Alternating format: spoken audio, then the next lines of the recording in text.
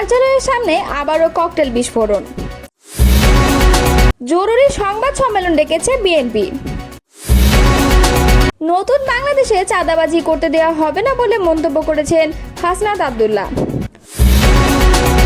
নতুন সংবিধান ছাড়া নির্বাচনে অংশ নেবে না এনসিপি, মন্তব্য করেছেন নাহিদ ইসলাম।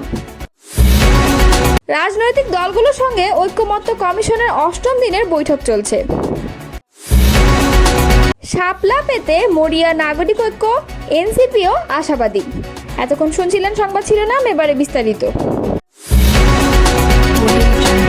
জাতীয় নাগরিক পার্টির কেন্দ্রীয় কার্যালয়ের সামনে আবারও ককটেল নিক্ষেপ করে দুর্বৃত্তরা। এবার একজন আহত হয়েছে বলে জানা গেছে। বুধবার রাতে এই ঘটনা ঘটেছে বলে জানিয়েছে বাংলাদেশের গণতান্ত্রিক ছাত্র সংসদের কেন্দ্রীয় সংগঠক রায়ান ফেরদৌস।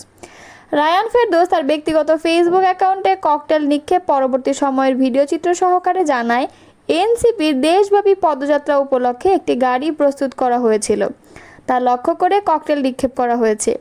এ বিষয়ে এনসিপি যুগ্ম সদস্য সচিব সালেহ উদ্দিন সিফাত বলেন, আজকে দ্বিতীয়বারের মতো এনসিপি অফিসের সামনে ককটেল সদৃশ বোমা নিক্ষেপ করা হয়েছে। এবারের লক্ষ্য ছিল ঢাকা মহানগর দক্ষিণ এনসিপি জুলাই চিত্র প্রদর্শনীর গাড়িতে। এতে এখন পর্যন্ত একজন আহত হয়েছেন। গতবার ককটেল হামলার পর আমরা আইন শৃঙ্খলা বাহিনীর দ্বারস্থ হয়েছিলাম, মামলা দায়ের করেছি, কিন্তু এখনও তারা অপরাধী শনাক্ত করতে পারেনি। আজকে আবার হয়েছে ককটেল হামলা। তিনি প্রশ্ন ছুড়ে দিয়ে আরও বলেন, ম্যাজিস্ট্রেটের দায়িত্বপ্রাপ্ত সেনাবাহিনী এবং আইন শৃঙ্খলার দায়িত্বপ্রাপ্ত পুলিশ কেবল ছাত্র পিটিয়ে এবং ছাত্রদের প্রতিরোধকে মব আখ্যা দিয়েই কি তবে নিজেদের কর্তব্য পালন করবে? দেশের চলমান রাজনৈতিক পরিস্থিতি নিয়ে জরুরি সংবাদ সম্মেলন ডেকেছে জাতীয়তাবাদী দল বিএনপি। বৃহস্পতিবার দুপুর 1টায় রাজধানীর গুলশানে বিএনপি চেয়ারপারসনের রাজনৈতিক কার্যালয়ে এই সংবাদ সম্মেলন অনুষ্ঠিত হবে। বিএনপি মিডিয়া সেলের পক্ষ থেকে এ তথ্য জানানো হয়েছে। এর আগে গত সোমবার দেশে চলমান রাজনৈতিক পরিস্থিতিতে জরুরি সংবাদ সম্মেলন ডাকে বিএনপি। বিকেলে রাজধানীর গুলশানে বিএনপি চেয়ারপারসনের কার্যালয়ে সংবাদ সম্মেলন অনুষ্ঠিত হয়। এ সংবাদ সম্মেলনে বিএনপির মহাসচিব মির্জা ফখরুল ইসলাম আলমগীর বক্তব্য রাখেন।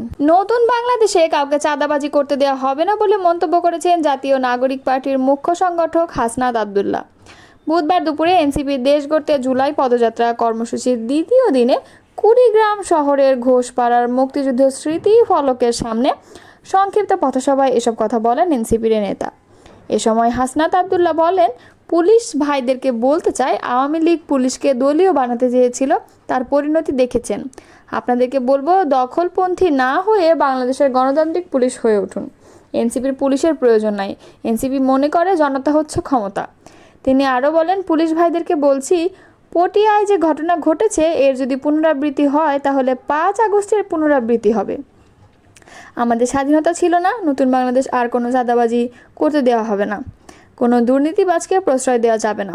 পথসভায় এনসিপির সিনিয়র যুগ্ম আহ্বায়ক সামান্তা শারমিন বলেন, আমরা ঢাকা কেন্দ্রিক রাজনীতি করতে চাই না, আমরা চাই প্রতি জেলায় উপজেলায় ছড়িয়ে পড়তে। আমরা আপনাদের সহযোগিতায় এই রাষ্ট্র পুনর্গঠনের দায়িত্ব নিয়েছি। এনসিপির সিনিয়র যুগ্ম সচিব ডক্টর তাসনিম জারা বলেন, আমাদের জেলায় চিকিৎসা নিশ্চিত করতে হবে, এখানকার মানুষ যেন ঢাকায় না যায়। রাজারহাটে ইঞ্জিনিয়ারিং ইনস্টিটিউট যাতে হয়, এখানকার ছেলেমেয়েরা যেন লেখাপড়া করতে পারে। আপনারা আমাদের সাথে থাকবেন। দলের উত্তরাঞ্চলের মুখ্য সংগঠক সার্জিস আলম বলেন, যারা চাঁদাবাজি করে, দখলদারিত্ব করে, ক্ষমতার অপব্যবহার করে, মামলা বাণিজ্য করে, লুটপাট করে, তারা যেন আপনাদের নেতা না হয়। তাদের মাধ্যমে আপনাদের ভাগ্যের চাকা পরিবর্তন হবে না। আমরা বিশ্বাস করি আপনারা সেই সংগ্রামী, সেই বিপ্লবী, আপনারা হচ্ছেন সেই কুড়িগ্রামের মানুষ। সেই পরিচয় আগামীর বাংলাদেশ অবশ্যই আপনারা দেবেন। জাতীয় নাগরিক পার্টি আহ্বায়ক নাহিদ ইসলাম বলেছেন, বর্তমানের এ সংবিধান আওয়ামী সংবিধান, এটি সংস্কার করে নতুন সংবিধান প্রণয়ন করতে হবে। মৌলিক সংস্কার, নতুন সংবিধান আর হাসিনার বিচার ছাড়া নির্বাচন হলে এনসিপি অংশগ্রহণ করবে না, আর সেই নির্বাচন দেশের মানুষও মেনে নেবে না। বুধবার সন্ধ্যায় লালমনিরহাট শহরের মিশন মোড়ে জুলাই পদযাত্রা শেষে পথসভায় প্রধান অতিথির বক্তব্যে তিনি এসব কথা বলেন। নাহিদ ইসলাম বলেন, আমরা পরিষ্কার করে বলছি, এত মানুষের রক্ত, এত মানুষের আত্মত্যাগের জুলাই আন্দোলন কেবলমাত্র ক্ষমতার পালা বদলের জন্য আমরা মেনে নেব না। চাঁদাবাজ, দুর্নীতিবাজ, দখলবাজ, মাফিয়া দুর্নীতিবাজ, ব্যবসায়ী সিন্ডিকেট বন্ধ করতে হবে। হাসিনার দোসরা এসব করছে, তাদের প্রতিহত করতে হবে, মানুষের ভাগ্যের উন্নয়ন ঘটাতে হবে। তিনি বলেন, বিগত দিনে আমরা শুনে এসেছি শুধু উন্নয়ন আর উন্নয়ন, বাস্তবে কিছুই নেই। রাজা যায় রাজা আসে, লালমনিরহাটের মানুষের ভাগ্যের উন্নয়ন হয় না। তিস্তা নদীর ন্যায্য হিস্সা আর তিস্তা নদীর পানি যথাযথ ব্যবহার করার সুযোগ না থাকায় পুরো উত্তরাঞ্চল অবহেলিত রয়েছে। খুব দ্রুত নদী ও সীমান্ত সুরক্ষা আন্দোলন শুরু করা হবে। ভারতের কাছ থেকে নদীর পানির ন্যায্য হিস্সা ও সীমান্ত সুরক্ষা করতে সরকারকে বাধ্য করা হবে। দেশের উন্নয়নে আগামী নির্বাচনে এনসিপির পক্ষে থাকার আহ্বান জানান তিনি। এনসিপির মুখ্য সংগঠক হাসনাত আবদুল্লাহ বলেন, গুম, খুন, হত্যার বিচার হয় নাই। যারা আমাদের ভাইকে পাখির মতো গুলি করেছে, হত্যা করেছে, তাদেরও বিচার হয় নাই। তত্ত্বাবধায়ক সরকারকে বলতে চাই, যতগুলো অ্যাসাইনমেন্ট নিয়ে ক্ষমতায় বসেছেন তার একটি হচ্ছে নির্বাচন। শুধু নির্বাচন দেয়া আপনার অ্যাসাইনমেন্ট নয়। সংস্কার, নতুন সংবিধান আর হাসিনার বিচার ছাড়া নির্বাচন নয়। এনসিপি মুখ্য সংগঠক সার্জিস আলমের সঞ্চালনায় সমাবেশে আরও বক্তব্য দেন পার্টির জ্যেষ্ঠ যুগ্ম আহ্বায়ক সামান্তা শারমিন, জ্যেষ্ঠ যুগ্ম সদস্য সচিব তাসনিম জারা, মুখ্য সমন্বয়ক নাসির উদ্দিন পাটোয়ারি, মুখ্য সংগঠক হাসনাত আবদুল্লাহ, যুগ্ম মুখ্য সংগঠক সাইফুল্লাহ হায়দার, আবদুল্লাহ আল গালিব এবং আবু সাইদ লিয়ন, সমন্বয়ক উত্তরাঞ্চল রাসেল আহমেদ, নাজমুল হাসান সোহাগ, যুগ্ম মুখ্য সংগঠক মাহমুদা আলম মিতু, মোহাম্মদ আতাউল্লাহ, সদস্য ফিহাদুর রহমান দিবস।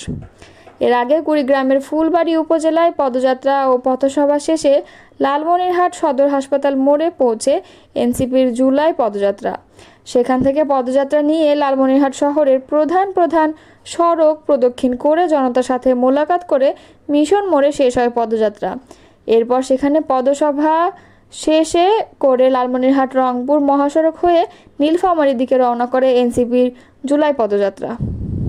রাজনৈতিক দলগুলোর সঙ্গে জাতীয় ঐক্যমত্য কমিশনের ৮ম দিনের বৈঠক শুরু হয়েছে। বৃহস্পতিবার বেলা 11:15টার দিকে রাজধানীর ফরেন সার্ভিস একাডেমিতে এই বৈঠক শুরু হয়।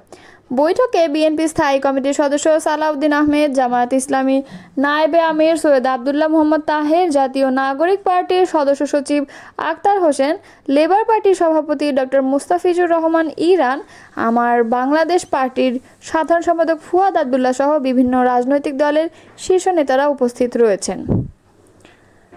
উদ্বোধনী বক্তব্যে আলী রিয়াজ বলেন, প্রাথমিক পর্যায়ের আলোচনায় যেসব বিষয় অমীমাংসিত থেকে গেছে সেসব নিয়ে সবাই মিলে আলোচনার জন্য আমরা অগ্রসর হব। এর আগেও আপনারা যেসব মতামত দিয়েছেন সেসব বিবেচনায় রেখেই আলোচনা হবে। তিনি বলেন, আলোচনার পরে যদি সবাই একমত হন তাহলে আমি আশা করি আমরা একটি সিদ্ধান্তের জায়গায় আসতে পারলে সেটি হবে সবচেয়ে ইতিবাচক দিক। আলোচনার মাধ্যমে সফলভাবে আমরা দিনটা শেষ করতে পারবো। আলী রিয়াজ আরও বলেন, অনেকে